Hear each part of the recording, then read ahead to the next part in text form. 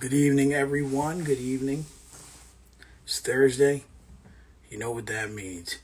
It is time for another episode of Honest Hour with my guest this evening, Miss the lovely Miss Remadee Love. Got a lot to talk about. We'll let the room fill up, and we're gonna get started shortly.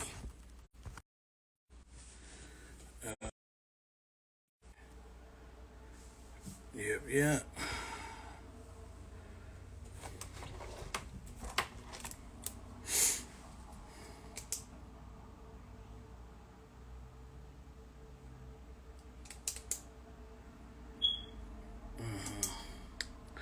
Just while I'm waiting for people to come in and do the thing and all that, I hope everyone had a good day. Hope everyone did something positive today. Did something to be better than yesterday, as I always say. It takes time. We just have to work on it, work on ourselves.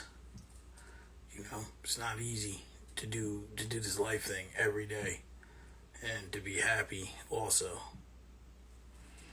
That's just comes with the territory.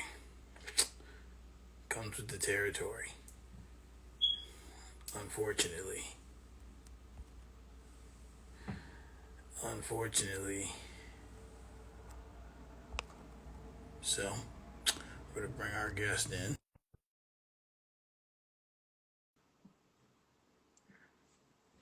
Oh,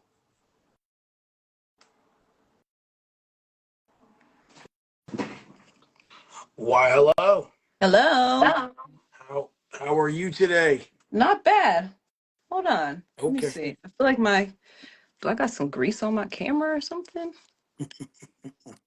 I'm No, tired, but I'm here. I'm alive. How are you feeling? I can't complain. Does the body no good? Does the body no good Yeah, whatsoever? I'm just trying to live this thing that we call life and, take it one day at a time. But I appreciate you taking time out to come and have a conversation with me. absolutely. Absolutely. So, you know, I want to say thank you to start this off Mm-hmm. because you made it very easy to do an interview by putting up a five-part series about your life. Um, yeah, Yo, you're funny. so Yeah. yes, I definitely watched the whole Oh, thing, and wow. yes, I watched the whole thing, and then I actually, and I'm going to show you what I did. I actually took notes on Wow. it. That's one page, and that's page two. And then from that, I ended up then figuring out the interview. Oh my goodness, Mike. Yeah. I'm honored. Oh, and yeah, that's not it. There's more. Wow. And yeah, there's a lot of layers Mm, to you and who you are, yeah, absolutely. and you know, it's um it's it's interesting. Yeah, I do my homework. Yeah. That's for sure. No, I shout do out to my you. homework. And there's a lot of layers to you and what you do. You not only make music, you're not only an entrepreneur, Mm-hmm. you have ran and started your own businesses, you model, and it's all just, it's all very inspiring, Oh, thank you. and that comes from the heart. You know, it's good to see someone who can do these things, especially for themselves Mm-hmm. under hard circumstances. Yeah, yeah. Um, but be that as it may, I'm gonna get started here. Okay. And so you were born in Newburgh? Born at St. Luke's, not Montefiore or whatever it is called now. I was born at St. Luke's Hospital.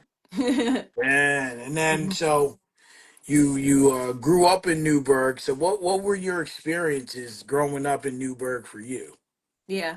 Well, so like my earliest experience, I grew up in Lake Street for the first 14 years of my life. Okay. And so, as, girly and pink and all the nails and stuff that, I am at this point in my life. I grew up as very much a tomboy. I was in Lake Street, Manhunt, catching frogs, playing basketball. Like I actually didn't play with any of the girls when I was younger because I just was, I just wanted to get my hands dirty and I wanted to play. And a lot of the girls were just, sitting on the front porch painting their nails and playing with dolls and stuff like that. So that was like my earliest experience when it comes to Newburgh. But I was in cheerleading, so I was always, basketball game, football game, competition. So that took up like a great majority of my childhood in Newburgh. Just cheerleading, really.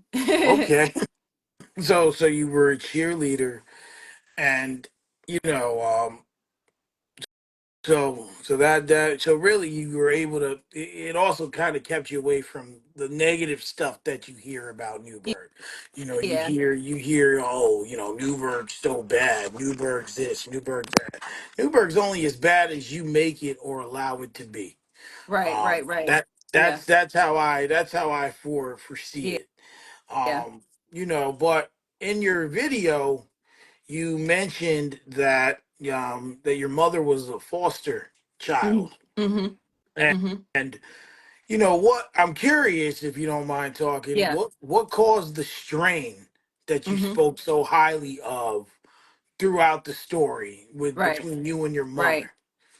Well, so my relationship, my mother's relationship with my father, wasn't a great relationship, and I will say this to her, like there's a lot of people, a lot of moms who they're not really happy with the father, and they'll try and keep the child away from the father because of their own personal relationship with them.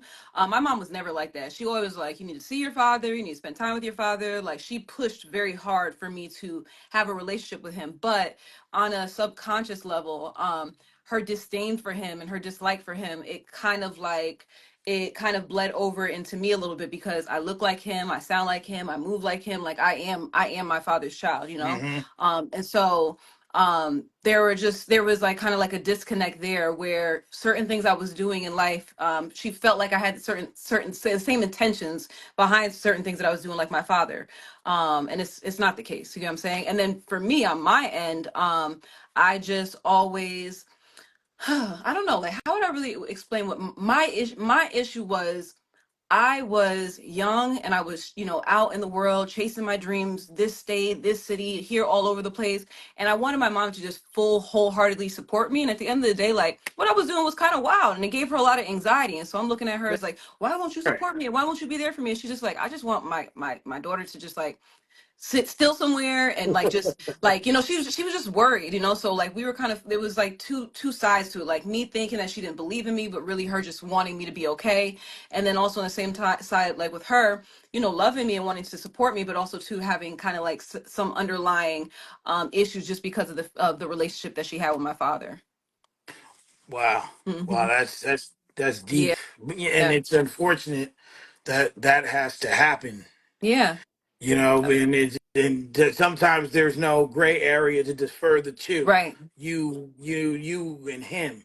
Yeah, Like she just sees. It's like she sees black in yeah, a sense, and just sees it that way. It's yeah, unfortunate. yeah, So, yeah. how do you feel not having your father maybe the way you wanted, or typically, how did it Mhm. affect your life? Oh my gosh, horribly, horribly. Because I feel like women who don't have male role models in their life, like healthy real male role models in their life, they go into the world seeking that attention and validation from other men. And so for me, if we are being transparent about my childhood, I was my whole life I was just searching for a man, searching for a boyfriend. I wanted male attention so bad because my mom was also the type of person. She's not bringing no man in the house. I'm not seeing anybody Mm. she's dating. Like she didn't play about bringing any men around her kids. So I didn't have any men in my life. You know what I mean? There's no uncle. There's no, even when it comes to me and Naj, like we got really close like later in my life, like in my 20s. You get what I'm saying? So, Right. it caught his absence caused for me to constantly be seeking male attention, but also since I didn't have that male role model to tell me like what's the healthy way that this dynamic is supposed to happen. I was really in a lot of unhealthy situations because I didn't know, I didn't know what love was supposed to look like from a man. So, And you yeah, and you yeah, didn't see it in the house either. yeah, So exactly. so you didn't see that, Mm-hmm. you Mm-hmm. know. So that's a tough thing to go through. I feel like you answered this kind of, but what were some of the other hobbies that you did growing up besides Mhm. catching frogs and cheerleading and playing basketball? I I did actually like music when I was young. I had like a little like karaoke microphone set and like, I'm about to age myself, but I had like a cassette that I would like, put the little karaoke machine on. I would record myself, but I loved Britney Spears so much. So I was in there like, like just it was horrible. My family used to make fun of me. So definitely music when I was young, not rapping, but singing. And trying to think like what other things did I like to do when I was young. Um I would say anything that was athletic. Anything that was athletic was really like, I was into it because I was very competitive. So I just wanted to be the best at everything. I feel like sports kind of pushes you to do that. Right, it kind of gets you in that direction to kind of do everything, work as a team, think Yeah. of strategies to accomplish the goal, Right. which usually win the Right. game, right? So it really in teamwork and also individual, like how to become a part of a team as well. Exactly. That's also Yeah. very Yeah. important. All Yeah. right, so so you said for the first 14 years you lived in Newburgh. Mhm. So what happened after those 14 years? Where did you So move to? So I was in Newburgh for the first 16 years of my life. I was in Lakeshore for the first 14. I moved like literally like right around the corner on Little Britain Road like two for the What last 2 years up, of my Big life. Keish? Hey Keish, for the last 2 years of my life. But I graduated high school when I was 16 years old. So I went to college literally like a day before I turned 17. I went to Sullivan Community College. So that was like the I guess my first transition out of Newburgh going to college out in yeah, I was gonna say so. I was gonna say what county is that? Oh, Sullivan. But I think the city is Loch Sheldrake or something like that. Lock Sheldrick, yeah, I Mm-hmm. delivered there for Coke. I used to hate that stop. Mm-hmm. Yep. Backing down Yep. a Yep. hill and taking it up the elevator, just like, oh Lord, Yeah. yes, Lock Sheldrick. Really nice school though. But nothing. There's nothing out there. There's literally like it's Nope. like a school and a Walmart, and that's pretty much it. Yeah, yeah, Yeah. yeah. There's really nothing there. There's Mm-hmm. nothing in all of Sullivan County, especially Yeah. once you get past Yeah. Monticello, like it's Yeah. over. You see Exactly. nothing. Yeah. Yeah. Yeah. So yeah. So I was there during. Well, I was there. the I was there for 1 semester. And then I came back to Newburgh because it just was like it was ghetto. Sullivan Community College. Listen, I made some great friends there. You know what I'm saying? That school was ghetto as hell. I remember there was like blood stains from people stabbing each other, like in the like the school doorways, and people used. It was just it was wild. It Yeah, was wild. that's not what you want to see. And But Party was down the hall. Party was down the hall making music. That's how I feel like that's around the time when he started making music, if I correctly remember. He was like a couple doors down, yeah, doing his and, thing.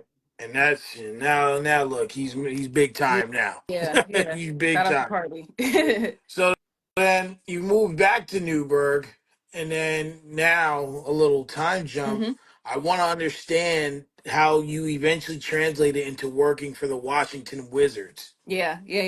So I came back, was going to Oxford semester, but I really wanted to go to like a real college, you know what I'm saying? And I only wanted to go to St. John's. Like there was no other school that I was interested in. I didn't apply to anywhere else. I was like, that's where I want to go. Like I'm just gonna apply to St. John's and I'm gonna get into St. John's. That's where I'm gonna go. And so went to St. John's for 4 years. Actually, okay, backtrack. My final semester of St. John's, I went to school in England for my final semester. Mind you, I told you I graduated high school early. I was an honor roll student, like never had bad grades or anything like that. I went to England. I partied my ass off. Okay, because the drinking age there was 18, and in England, like on college campuses they have like these little stores where you can go buy like snacks and foods. And stuff. In England, you can go in those stores on the campus and buy beer and cigarettes and like they like that stuff is on the campus. And the club they had like a 3-story club on the campus. um, Very different experience in America. Wow. So I partied very hard and I came back, walked for graduation. And I guess the timelines for grades don't like when grades are released don't match up. I walked and then maybe like a couple weeks or a month later, I got my grades back from England. They're like, oh yeah, you actually really didn't graduate college. So I had a whole fake graduation ceremony apparently in my family. Okay, that's I've never heard that happen Yeah, yeah, it before. was crazy. So I had to finish one more semester of college. But that's what I think everything happens for a reason. Because I failed that semester, um, I moved back to Newburgh and I was trying to figure out, like, okay, what am I gonna do? I don't know like what I'm gonna do next. I had a friend living in DC. I was like, you know what, fuck it, like I'm just gonna go move to DC and just get out of Newburgh, just try something. Right. But I'm going to go to school online for St. John's. And the first week I got down there, maybe second week, I applied for an internship for the Washington Wizards, and I ended up getting the internship. If I had not failed my last semester, I wouldn't have been able to apply to that internship because you need to be able to get college credit to even get the internship.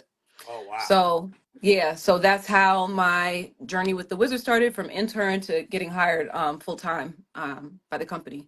Wow. That's wild. That's Yeah. wild.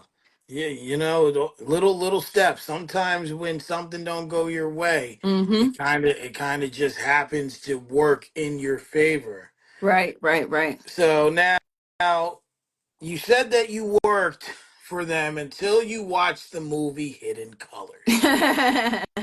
Yeah.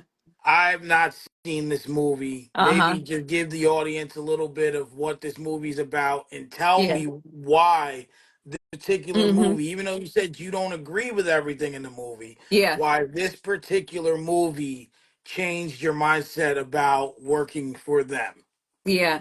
So Hidden Colors is a movie that gives our in-depth, like really full Black history, not just Martin Luther King, Rosa Parks, like I mean the depths of Black history that they do not teach in school. And if you have not ever explored Black history outside of what you've learned in school, it is like a very shocking documentary to watch because it just kind of it shakes you and rattles you in so many different ways. So I was dating a guy at that time who he showed me that documentary, and then he started showing me other videos like outside of that documentary that were very similar in the nature of the information. And yeah, it was just like I don't think everybody is gonna watch it in colors and have like a huge epiphany, but for me, it was just kind of like, whoa, like what am I doing with my life? You know what I'm saying? Right. I felt like after watching the movie, like I needed to continue like helping like the world wake up. You know what I'm saying? I felt like I'm like, oh my God, like I'm a Black queen. Like everybody, you need to know you're a Black queen. Like you know, that's just how it felt. I feel So like it was very extreme. But yeah, that's what shook me and made me um want to make the move. Well, it's what shook me and changed me when I went back to the organist. Like when I went back to work, I had wrote a poem, and I performed the poem for the whole entire office, like the whole entire sales team. It was like over 70 people. I brought everybody in for this poem. I'm crying while I'm doing the poem. There's people in there who are listening to the poem. They're crying. Like it was a very emotional, like very like uh strange, deep, transformational moments, yeah. combination of like all the things, like oh my God, this is hitting home, this is really deep, oh my God, this is weird, why are you doing this at work? um um but at that time I had recorded it and I put it on YouTube, and my boss told me, he said, um either take the video off YouTube and come to work, or don't come back to work at all. And so for me, it was just kind of like, I'm tired of white corporate just telling me what I can do. I'm just really tired of you guys telling me what I should do, how I should dress, I mean, I got in trouble for wearing red lipstick to work one day because they said it was too sexy for work. Um, yeah. Mm-hmm. Too sexy. Yeah, yeah, yeah. I don't even know what exactly that means. Like, like, like, like, Yeah. oh man, geez, I don't even know how to feel about that. Honestly, Yeah. that's they always try to Mm-hmm.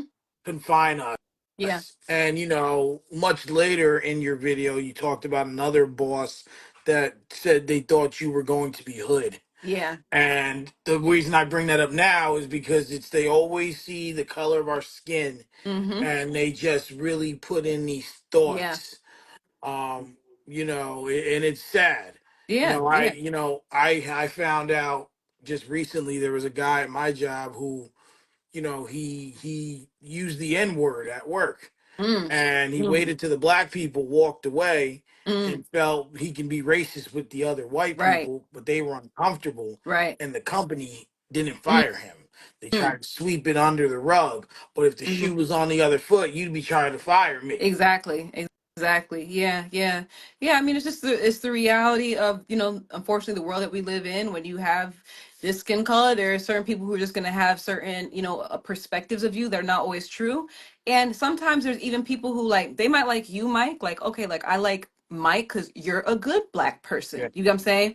Yeah. Oh, I like Remedy because you're a good black girl. You know what I'm saying? But not like that. That's still racist. You know what I'm saying? Right. So yeah, yeah. It's corporate is just not for me. No, thank you.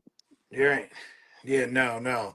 You want to kind of get away from that. So in doing that, you you had said that people thought that you had quit this job to become a rapper. Mm-hmm. That's not exactly how this happened. No, absolutely So not. you returned to Newburgh Mm-hmm. and you were talking about being an activist, and then you showed a picture of one of my antichrist people, Mr. Dr. Umar. That Jesus, that guy.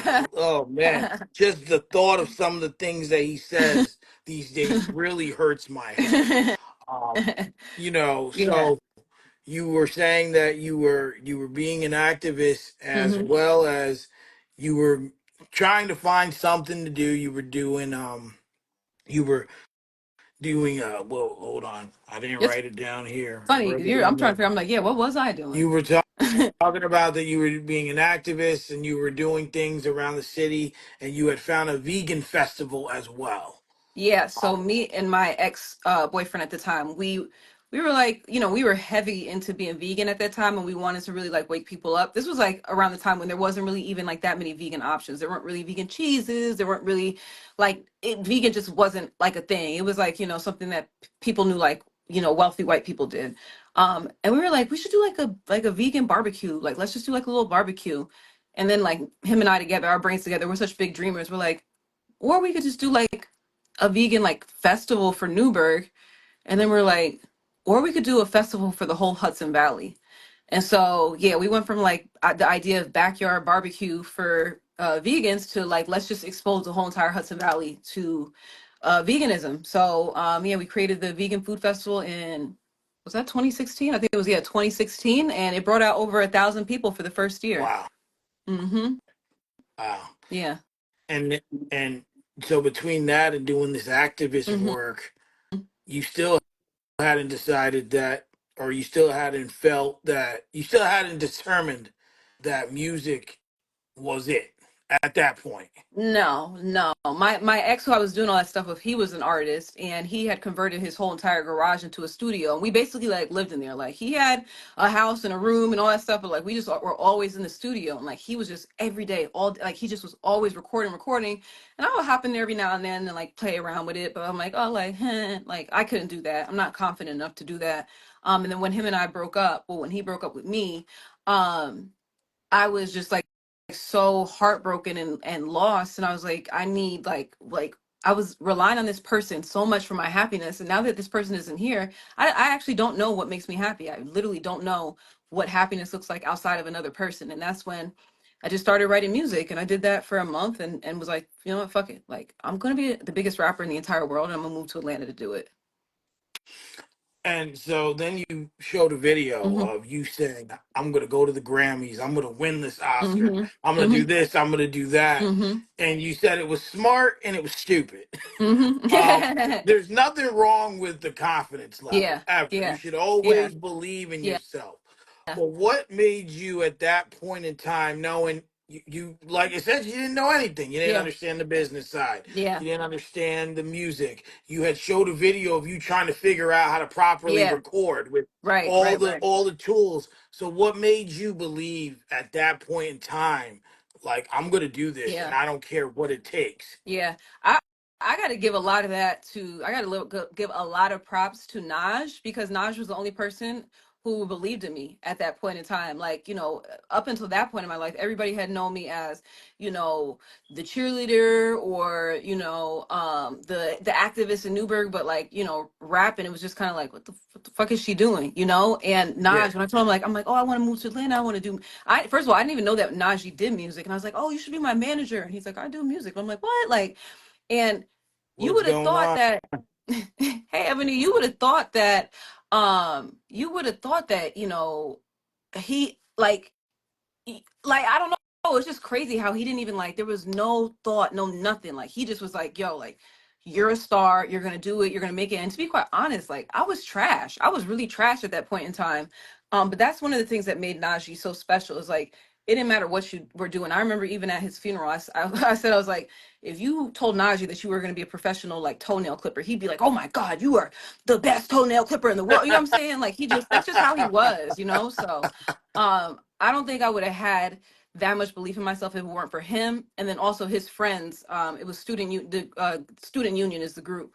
Yep. They all were just Cam, like, yeah, Cam, Chaz, Fire, and all.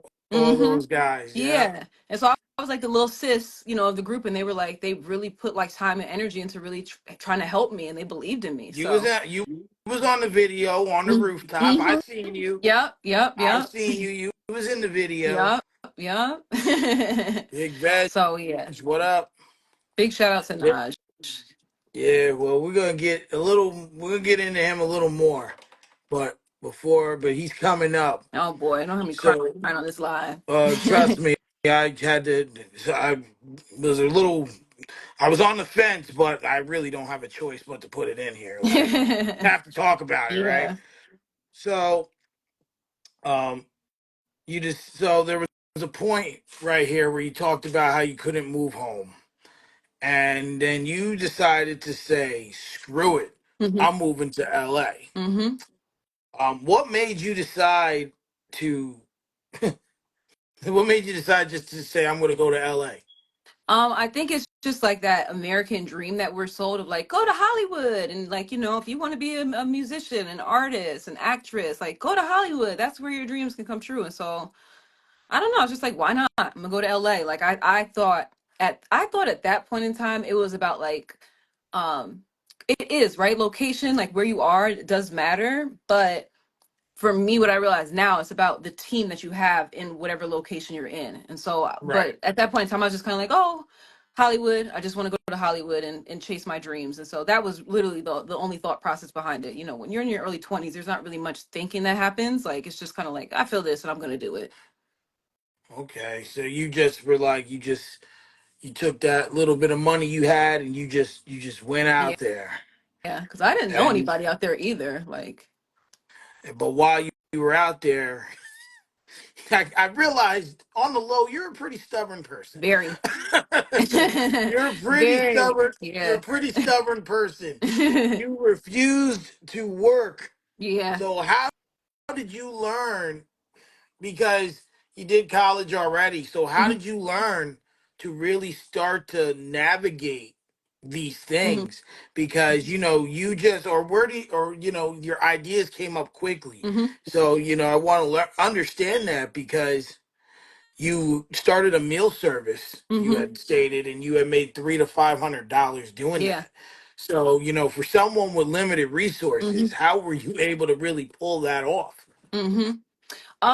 Ooh, gosh, honestly, like, let me see. So for that, I found like some rinky dink table, and I think I paid maybe like $5 for like marble, like, like the things people put on their wall, like the wallpaper, like Yes. the.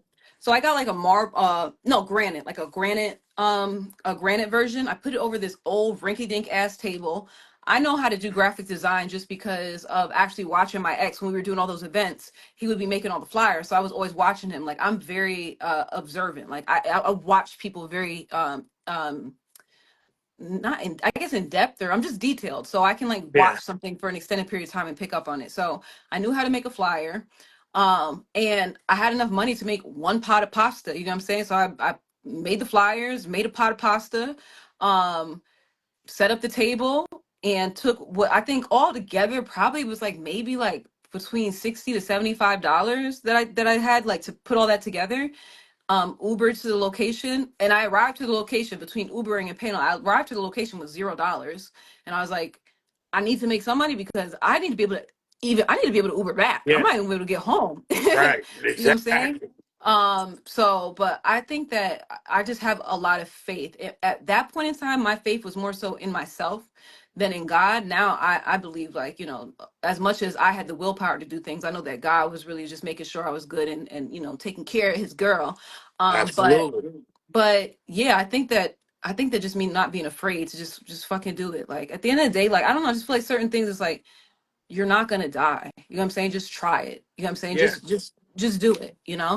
So yeah, it's not really about resources, it's just about your mindset and how bad you want something. Wow. Okay. I can't even knock you for that. Mm-hmm. No, because you figured it out. But you seem to be having successes at this point, and you Mm-hmm. still were homeless at the time. So are you talking about the meal plan R- service? Right, yeah. So like, as I was navigating, it seemed like you were still like homeless because you were bouncing around a lot. Yeah. But Yeah. during this meal service, you were still homeless at this point, No, or no. no? So that Okay, was right before I became homeless again. That meal plan service, I was doing it while I was in Atlanta, living in the house that had the studio in it. And then after being in that loop of the meal plan service for a while, because I literally was doing that and just making enough to like just pay my bill and like make more meals for the next week. Like right, literally there was no extra for anything. And so eventually I ended up moving back to LA, and that's when I became homeless again because I took a little bit of money I had and I was like, I'm not going to be homeless this time. I'm going to book this Airbnb for like the longest I've ever booked before. And I got out there and I just ended up right in the same situation again. Because LA is very fucking expensive. it You can maybe come to Atlanta with $1 and a dream and like you can make some things shake because Atlanta, you can rent rooms for like 180 a week. You know what I'm saying? LA is expensive. Like 180 will get you, if you're lucky, like 2 days. So yeah, I did not have the financial resources to avoid homelessness in LA, and I also didn't know anybody for real, so there wasn't like, oh, I could stay with a friend or right, live on your couch. Like it was when I go to LA, like I was really on my own. right, and it's tough too because I've always looked at other places because I'm sick of New York, right? Hmm. So like, like I try to look for somewhere where there's minimal snow, if none. Yeah, yeah, yeah. And you look out there, you look in Los Angeles, that's a western New York. Hmm. And in Hmm. some situations it's actually more expensive and taxes are Oh yeah, higher, which is yeah. kind of hard to believe, but it's the truth. Hmm. Hmm. It's the truth. Let me hold on one second. Let me grab my charger. My phone is about to die. Yep. I'm gonna be like Oh, 2 seconds. okay. 2 seconds. No problem. Ooh.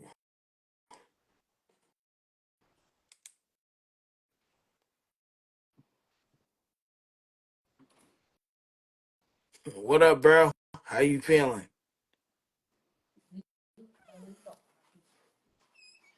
All right. I'm back. I do this every time I go on live. I never charged my phone before. I learned your lesson by now. Listen, it happened. It happened. All right.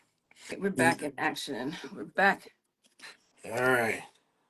So moving forward, then you said hidden colors came full circle for you. Yeah.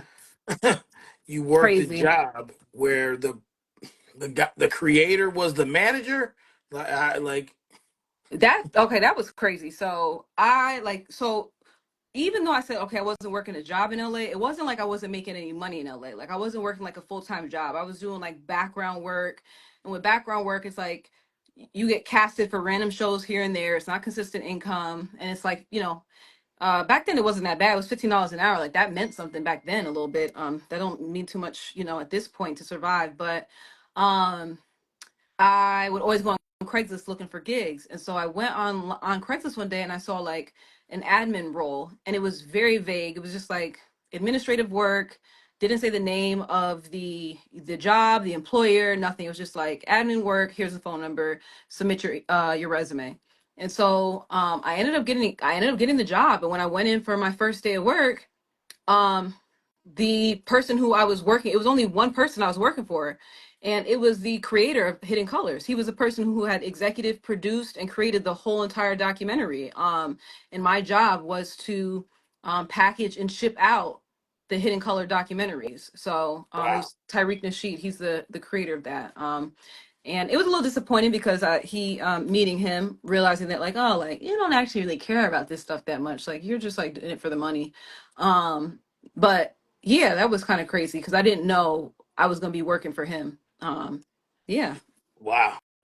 So it's kind of crazy, but like it's sometimes kind of sad that people have ulterior motives Mm-hmm. versus doing it for they're doing the right thing for the wrong Right. reason.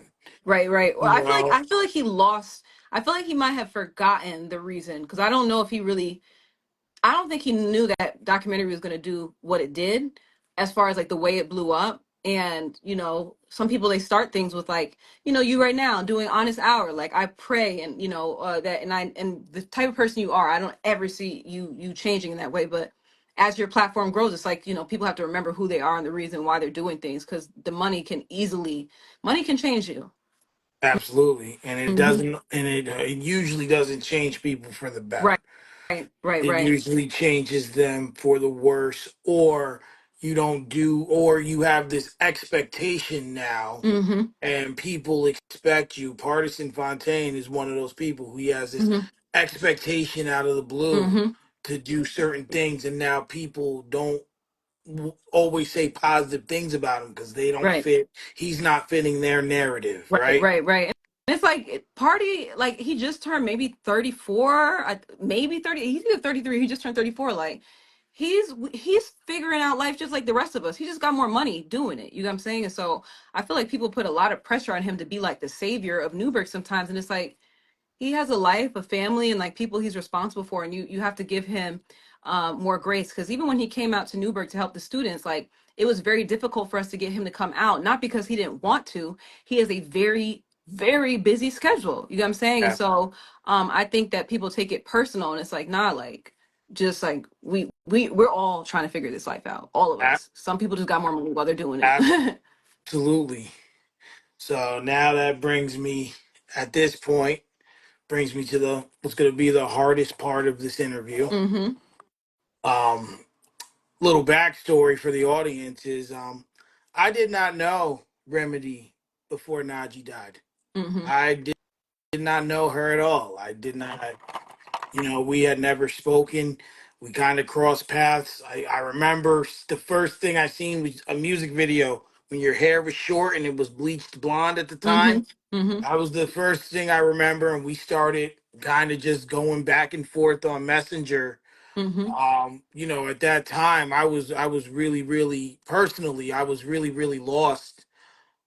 Because Najee was the first best friend I had. Mm-hmm. Kids made fun of me and things of Mm-hmm. that nature, and he stopped them, and we became Mm, friends. mm, So his life was very meaningful to me, mhm, and what he represented was meaningful to me as well. mhm, And I was one of the lucky people to see that from a young age. I mean, we met in fifth grade, mm, so essentially my whole life up until his passing, his whole life we were friends. mhm, And we disconnected for 5 years. mhm, um my mom's in here, and I hope she doesn't get upset that I'm going to tell this story, but mhm, the week of Thanksgiving, my mother and my father had a heart attack the same mm. week.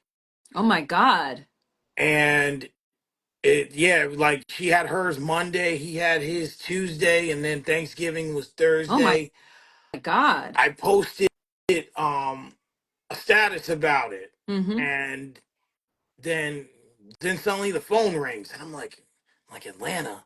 I don't know nobody in no Atlanta, right? mhm, So then after that, the phone goes, it doesn't, it shuts off, and then suddenly my messenger goes off, and it's like, mhm, "Yo, Mike, it's me." He's like, I wanted to check on your mom and your dad. mm, Call me, and then as my wife entered now. We spoke for 2 hours, and I think her words were, "That's the happiest I've heard you sound in a long mm, time." mm, So his spirit really touched people. Yeah, But yeah. you had mentioned before that um, he was everyone's biggest supporter. Mm-hmm. And for you, outside of that support, what did he mean to you and mean to your life? As you Mm-hmm. said that you didn't get close to him until later years. Unfortunately, you wouldn't have as many years as you would have liked with him. Yeah, yeah. Najee was literally the closest person to me in my entire life, like out of anyone in this world, closer than my mother, father, sister, like, and like anybody. You know what I'm saying? I feel like that was like my twin. There's just things that like we endured together that, you know, just there's just certain thing I can't even put it into words. You know, when I was in Atlanta and we were struggling. You know what I'm saying? Like I was in that stubborn mode of like I'm not gonna work a job. I want to be an artist, and then me being around him was good because like he had taken off from music for a while. Me like being so hungry and ready to go after, he started getting back in that mode too. But then he started being a little bit like me, like, oh, I only want to focus on music too. And then like he lost his job, and so like I mean we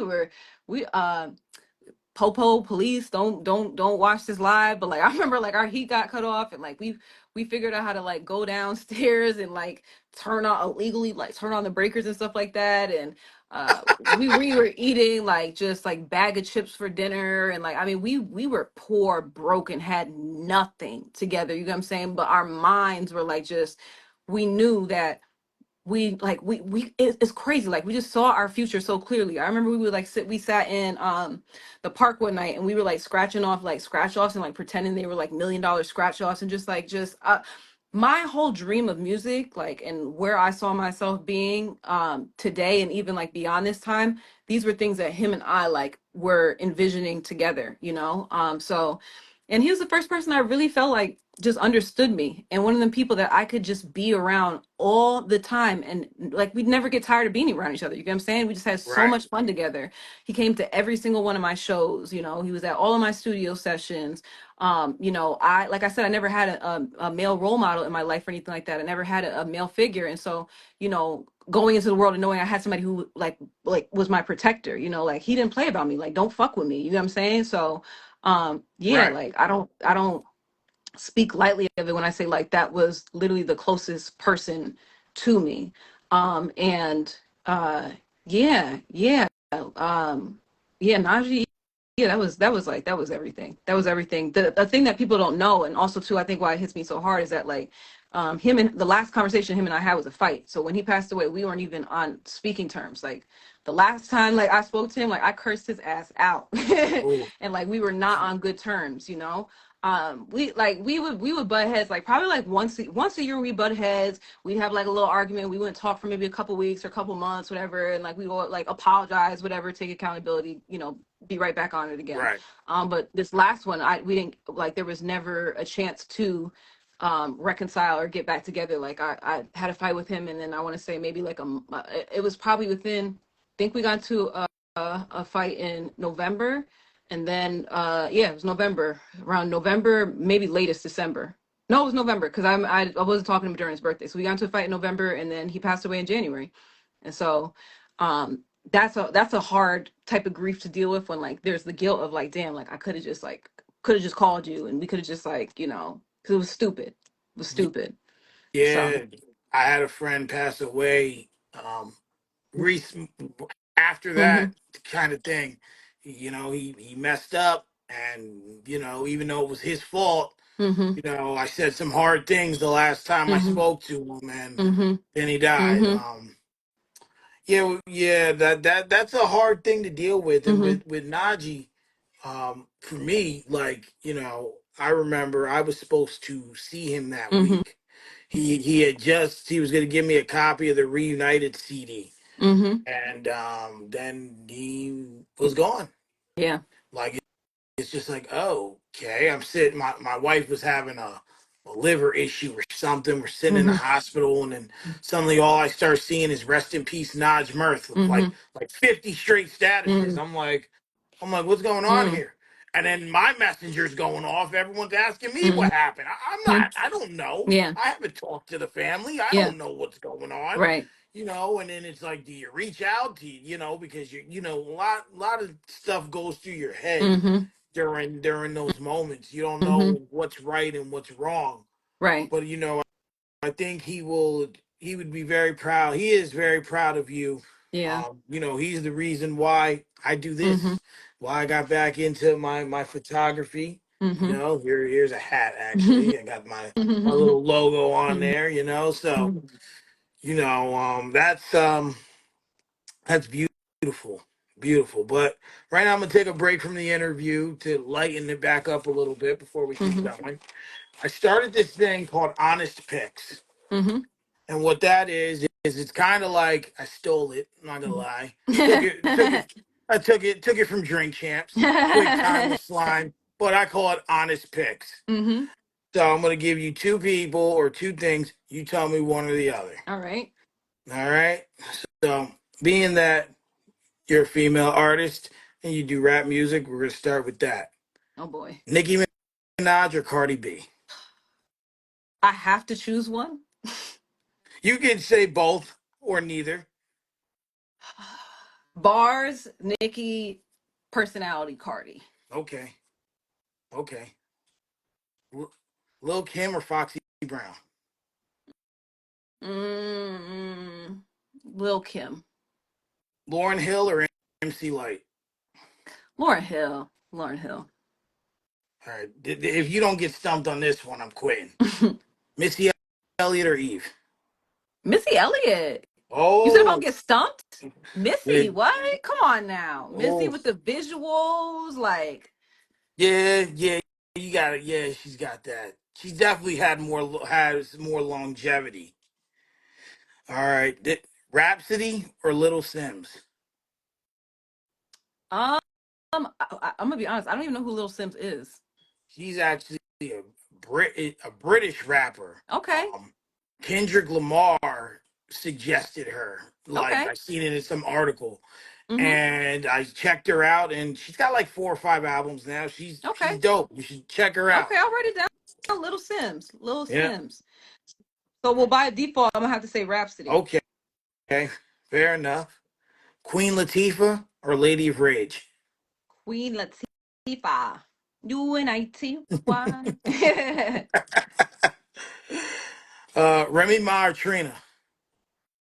Remy Ma. Biggie or Tupac? Mm.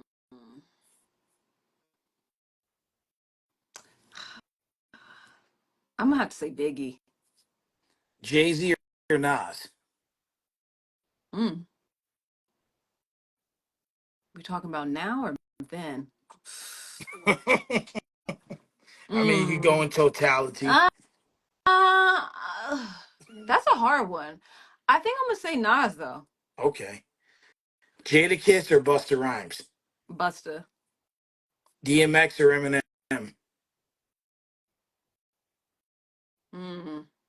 Mm. Damn, that's a hard one too. I'm gonna say Eminem. Okay, okay. Kanye or 50 Cent? Ooh. Ooh. Oh. Oh. Oh. Cause like they like affected me in different ways. And they Mm. came up pretty much together. That 2007 Uh, head-to-head matchup was a uh, classic. I'm gonna say Kanye because Kanye was a big part of like my morning routine in high school. Good morning was like that was how literally I started my day for like many months. Yeah, uh, okay. Ice Cube or Snoop Dogg? Snoop. Method Man or Red Man? I'm gonna say Redman just because he's funny. Have you heard that song? It's like a newer song. Like, have you heard the song "Slap the Shit Out You"? No. You should watch it. I mean, it's a very funny song. It's I mean, the bars are there, but it's funny. It's a song with him just talking about slapping the shit out of people, and the music video is him just walking up to random people, slapping the shit out of them. I'm gonna have to YouTube it for sure. Big Pun or KRS-One? mm, mm, they're like on opposite ends of the spectrum. Um, I'm gonna say KRS-One though. 112 or Jagged Edge? Mm. Mm. I was more of a Jagged Edge girl. Okay, okay. Michael Jackson or Michael Prince? Jackson, Aretha Franklin or Whitney Houston? Whitney, Stevie Wonder or Ray Charles? Stevie, Earth, Wind, and Fire or The Temptations? The Temptations. My mother made me watch that movie, by the way. Like, that's like the world's longest movie. A You think it's thousand long? times. You think it's longer than the Jackson's American Dream movie?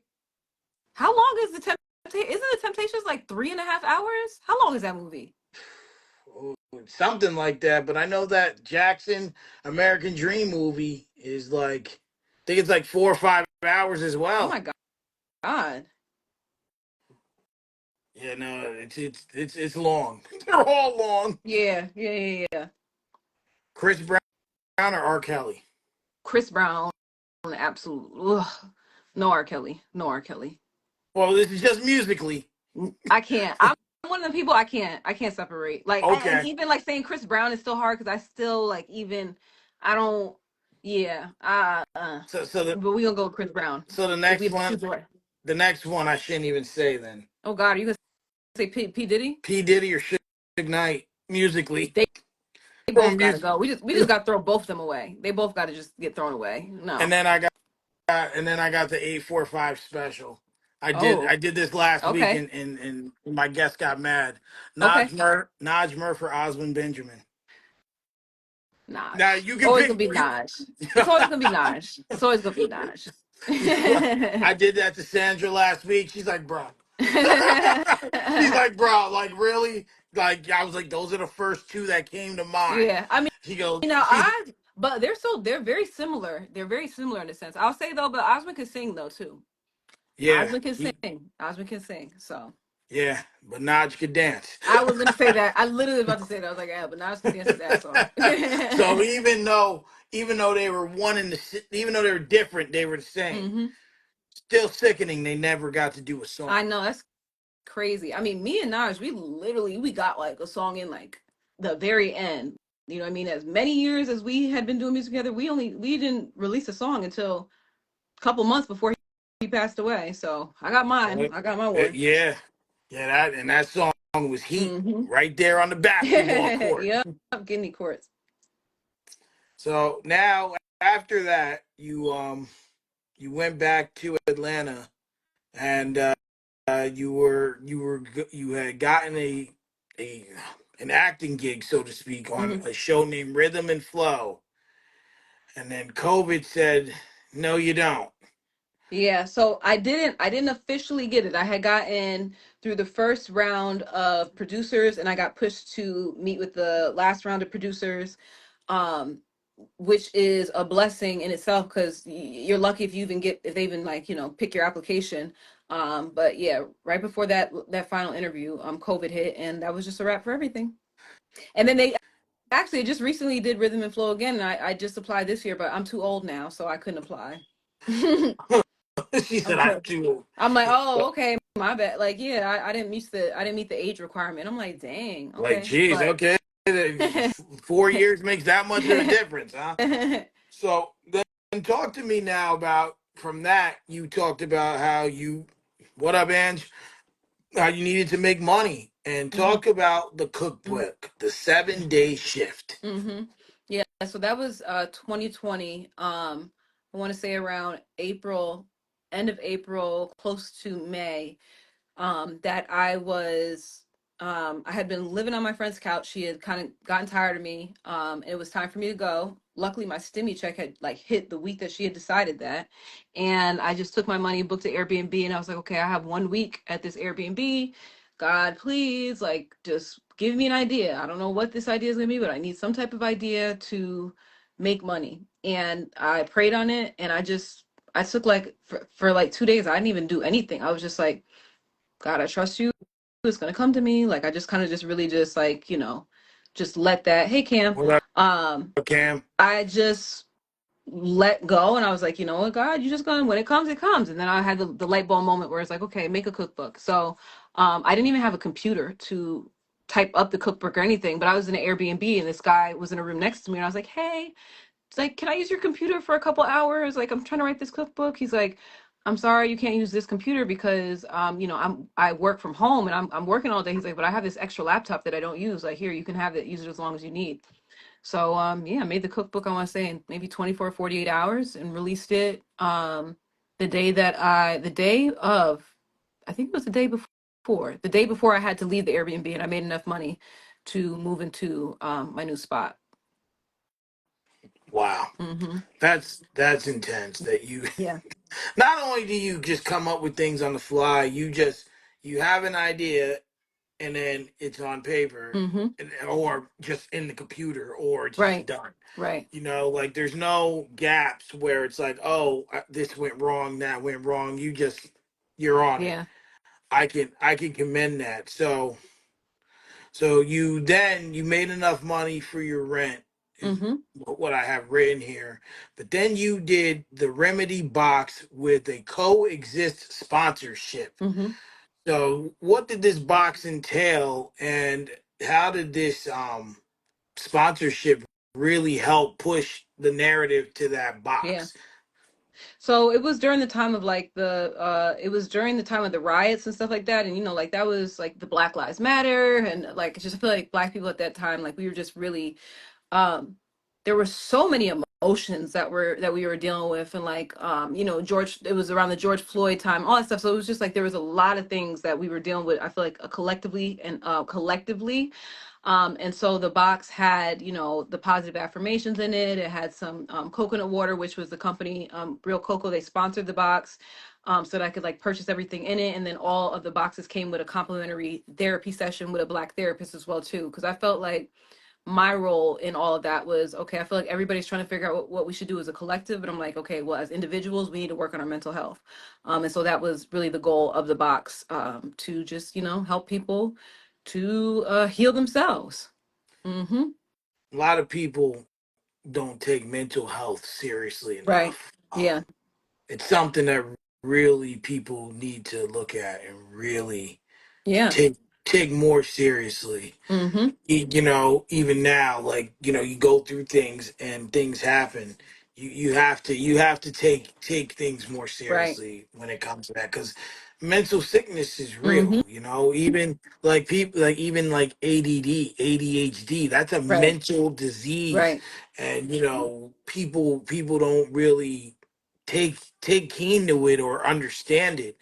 It's just like anxiety and depression, two things I Right. have a problem dealing with. Right. Right. So, so then, you had the sponsorship, but then I have here that you were working with a market agency, and is that when you were able to launch your business, the production company?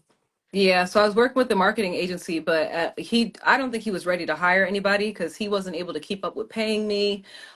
He just was like all over the place. He wasn't really doing right by his clients. They would pay for stuff, they wouldn't get it for like months on end. And so I was like, just this is just too much. I'm more stressed working for you. I'd rather just work for myself and be able to be responsible for my own money. And so I was like, why work for you and do what you're doing if I could just leave and just do it on my own? And so I that's when I decided to start N Utopia, which was like the very end, I want to say November of 2020. And just me and a photographer, we just started, I started getting bookings. And I just had one photographer that was just taken out on set with me to fulfill those bookings. So it went from just one person to growing to a team of, I think I had at the most, I think I had like maybe 7 people all at once.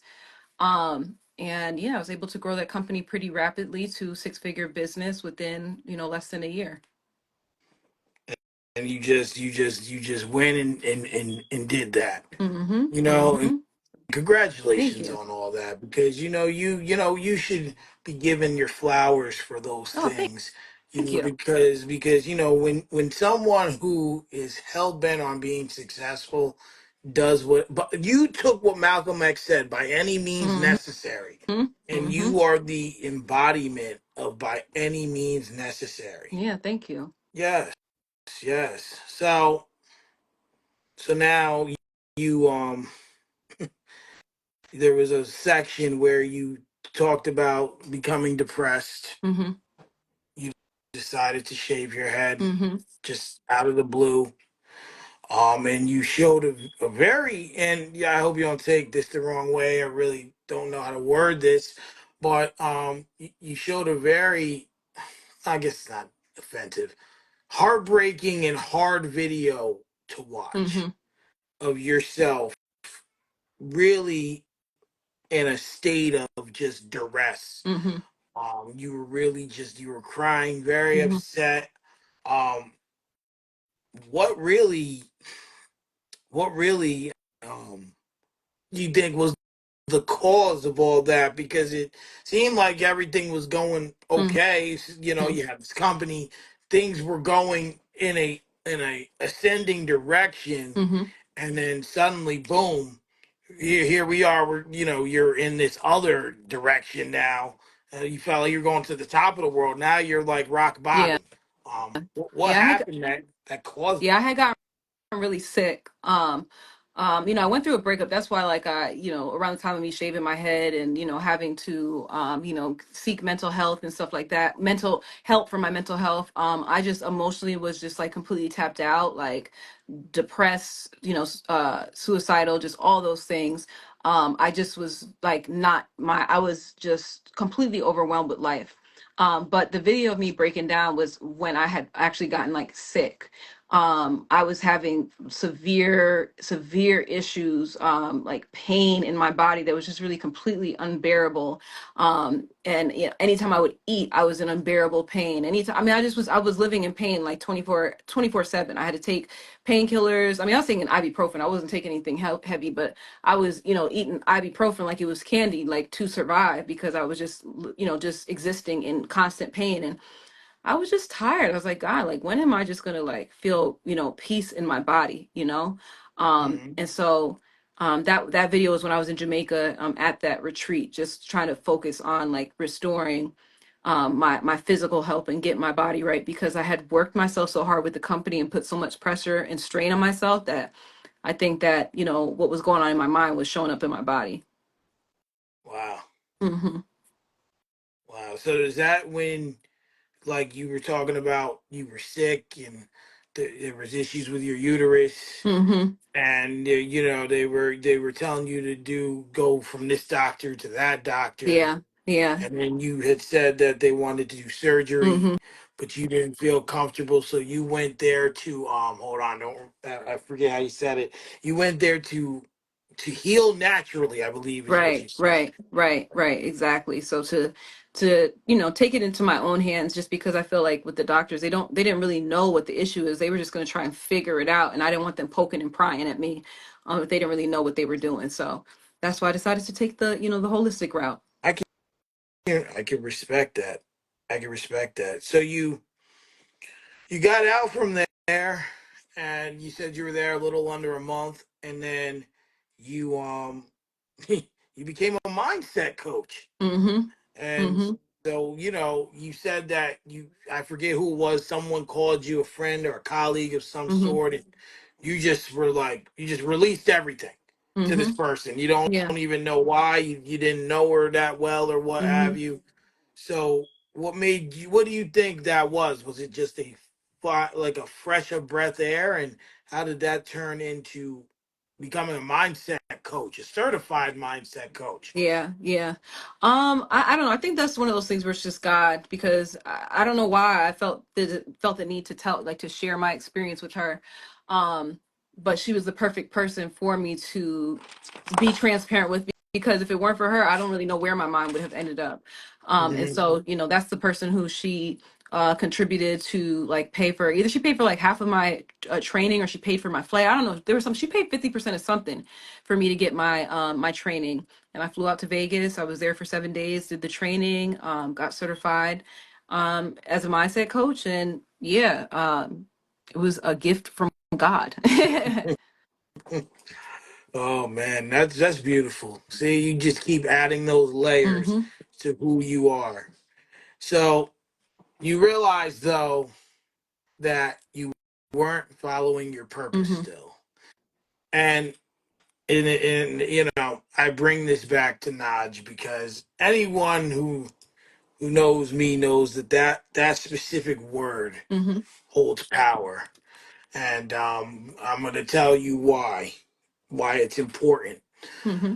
And this is your anyone. So I was going through a time many years ago. Once again, my mother does not know this story, and she's about to learn it. I had just a really mental issue Mm-hmm. at the time. I can't. This is way before, like you said, mental health was really a thing, Mm-hmm. and I was just really going through some stuff, and Mm-hmm. I can't remember what it was at that time. But it was so long ago. Like MySpace was still a thing. It was just Facebook was just starting to get really popular, Mm-hmm. and I remember I posted this very cryptic status about killing myself. Mm-hmm. And I Mm-hmm. said, then I was like, I really don't want that attention, and I deleted it. Mm-hmm. Right? Only one person saw it. Mm. I deleted. The phone rings, Mm. and it was Najee. And he Mm. said to me, he goes, Mike, I know you deleted that status, and I'm glad you did, but I saw it. Mm. He's like, what's going on? We Mm. talk about it. And then he's like, okay. He's like, I'm gonna give you words to live by. He goes, you cannot take yourself out of this world. Mm. You have not found your purpose yet. Mm. I don't know what it is. You probably don't know what it Mm. is, but you have not found it yet. So until you find it, you cannot leave this earth. And now it's kind of like full circle that he said that Mm. because he's no longer on this earth, Mm. but he fulfilled his Right. purpose. You Absolutely. know, at the funeral, you remember the minister said it's not about living a long life, it's about living a full life. Right. And he did that with all the people he touched, with, he was on the radio, he was on TV, he made albums, he performed in front of Right. people, he opened for artists, like he was all Right. over. For Right. someone who really just same kind of thing monetarily struggled a lot of his life, Mm-hmm. he always knew how to land on his feet. Right. So Right. And I also too, say what a lot of people didn't know too is that the one thing that Najee wanted more than anything in this world was just to come back to Newburgh and do his music at home. He was trapped yes. in Atlanta for 8 years because of probation, and he all he wanted was to just be in Newburgh. You know what I'm saying? It's like he came home and he sold out those mixtapes and like that. Like I think that's all his soul really wanted more than anything. You know? And that's why God held him until he was able to do that. Mm-hmm. But shout Mm-hmm. out to House Arrest, especially Volume One, where he literally turned a computer into a little studio and I know. made I know. mixtapes. So Oh, and I you and I hate to knew. do this, Mike, but I literally have to leave at 9:15 because I have a call at 9:15. I know I Okay. have a lot more life to get through. I'm Well, like I know where we are in my journey. I'm like, damn, I know we don't have that much time, but um so I'm gonna do this. I'm gonna talk about two quick events, and hmm then I'm gonna ask you for your positive ending okay. message, and you can come back on the show. Yeah, absolutely. hmm I'm gonna skip down to the event that you did with Keisha in Newburgh, and what that meant for you. hmm It was a beautiful event. Wish I could have attended, but Yeah, it's okay. It was football but Sunday, right? yes, it was. Yeah, that event didn't mean anything to me. It was all about what it meant to the people who were there in the community. I feel like a lot of times people do events, unfortunately in Newburgh, and it's like, sometimes more ego driven. And like our main goal was just like, we just want whoever comes to this event to feel something, to have some type of shift, to open their minds, to just like just walk away with something, we didn't charge the vendors to be there. Like the fee to get in was excuse me, was very low, and the money went to Newburgh Performing Arts Academy. But yeah, that event was just about like empowering and reminding people to love themselves and to know that like you are capable of absolutely anything that you want, and stop sleeping on yourself for real. Okay, and it was a great turnout. Mm-hmm. It was a great turnout, and and you really did something that was beautiful for the community. Yeah. So I profit much props to you. So now talk to me about Partisan Fontaine coming and Mm-hmm. talking to these students when you were teaching and really gifting them in a way. Um, Yeah. what was that like for them and for Yeah. you? Yeah. Party has a really big heart. He didn't even think twice about helping the kids. Like when I reached out to him, it wasn't even like a no, like mind you, I haven't even talked to I hadn't talked to Party in years. I've known Party since I was like 15 years old, but I had not talked to him in years. Since I don't know, I don't even know, maybe like 2017, 2018 or something like that. And Yeah, when I reached out to him about, helping with the kids, it wasn't, like I said, it wasn't even a second thought. It was difficult to get like the schedules aligned just because of how much he moves.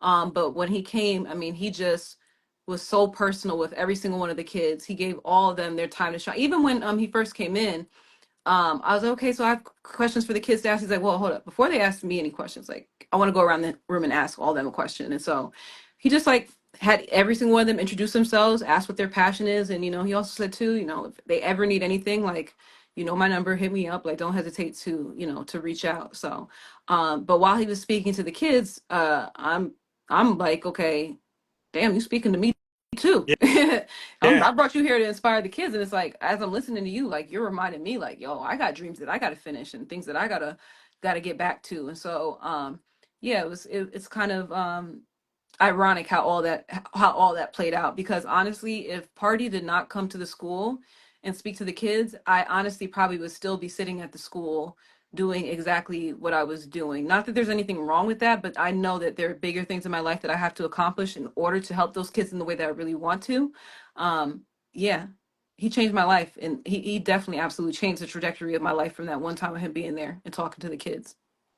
Wow, that's beautiful. And now you have Yup, Mm-hmm. Fire Track, Thank you. big difference in your music. Mm-hmm. So what I would like you for you to do at this time is anyone who wants to follow you, where can they find Yeah. you? So it's Remadee Love on everything. So Remadee, that's Remadee Love. TikTok, Instagram, YouTube, Spotify, iTunes, all that good stuff. My new single, Yup, is out on all streaming platforms. You can find me there. And I always end this show with a positive ending message. Hmm. And you're the perfect candidate to give one. So, whatever you'd like to say that's positive to inspire anyone watching, listening, or who will watch and listen this later, listen, go for it. Yeah. It's not too late. I don't care how old you are. I don't care how much money you have. I don't care what is holding you back in your life right now. It is never too late. If you have a dream in your heart, if there's something that you truly like, you can't shake that feeling, just go after it. You don't necessarily get to know exactly how you're going to do it. You don't necessarily get to know how you're going to find the resources to do it, but just take one small step towards it. And if you take the step and if you put the work in, whatever you believe in, God, Allah, whoever that great being energy it is that you believe in, if you don't believe in anything, it's just yourself, like you will be protected and guided throughout the whole entire process. So stop sleeping on yourself and go after what you're supposed to be doing. Okay? I love you. Wonderfully said, beautifully said. I want to thank you for coming on, even though we had to consolidate it. I You're a know. businesswoman, very busy, but that means there's room for you to come back and finish this story. Absolutely. Absolutely. I want to thank everyone for tuning in. This was episode 8. I'll be back next week with terrorist, Okay. 8 p.m. Instagram Live. We'll chop it up with then. I will talk to you soon. I love Absolutely. you. Love you You're my too, Mike. family. Yes. Take care. Do great. And I'll see you Yes. soon. Thank And I'll see you everyone so next week. much. Of course. Love you. Bye. Love you too.